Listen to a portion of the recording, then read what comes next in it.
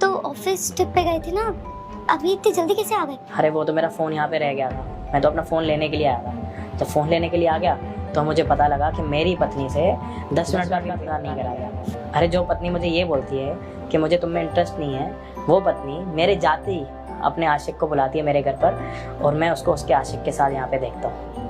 अरे 10 मिनट भी तुमसे नहीं रोका गया क्या? देखो सुनो, आई एम रियली सॉरी, मुझे माफ़ कर दो प्लीज़, वो गलती हो गई।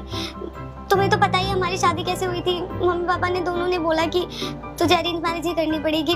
मेरे पास कोई और चारा ही नहीं था। मैं इससे प्यार करती थी शादी से पहले भी, पर चीज़ें वैसी नहीं हो पाई। But I am sorry. अरे क्या माफ़ करूँ मैं तुम्हें? अरे जब तुम मेरे अलावा खुश हो तो तुमने मुझे इतना क्यों दुखी रख रखा?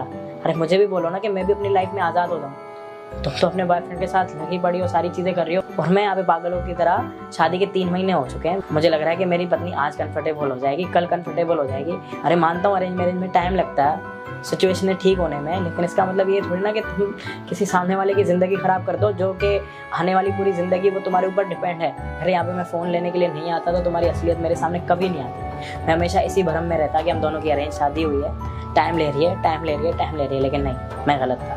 मैंने अपने 3 महीने भी बर्बाद करे। मुझे 3 महीने भी बर्बाद नहीं करने चाहिए थे अपने। अरे तुम्हारी हकीकत अगर मुझे पहले पता होती ना, मैं तुम्हारे साथ शादी नहीं करता। अरे घर वालों ने चाहे जैसे मर्जी हमारी शादी कराई, शादी का मतलब शादी होता है। अगर आपने 7 फेरे लिए ना तो आप उनको निभाना भी समझो, सीखो। अगर तुम्हारे घर वालों ने इसके साथ शादी नहीं कराई तो हो सकता है तुम्हारे घर वालों ने भला चाहा होगा तुम्हारा, इसलिए तुम्हारी शादी इसके साथ नहीं कराई। लेकिन नहीं, तुम ना प्यार की वैल्यू नहीं समझते। अरे तुम ये देखो, तुमने शादी के 3 महीने के बाद अपने साशिक को फ़ोन करा और वो एक फ़ोन पर आ भी गया, मतलब उससे नहीं रहा जा रहा। उसको ये फ़र्क नहीं पड़ता कि तुम शादीशुदा हो या नहीं हो, या किसी और की ज़िंदगी ख़राब करने वाली हो, संवारने वाली हो, जो भी है, उसको फ़र्क नहीं पड़ता।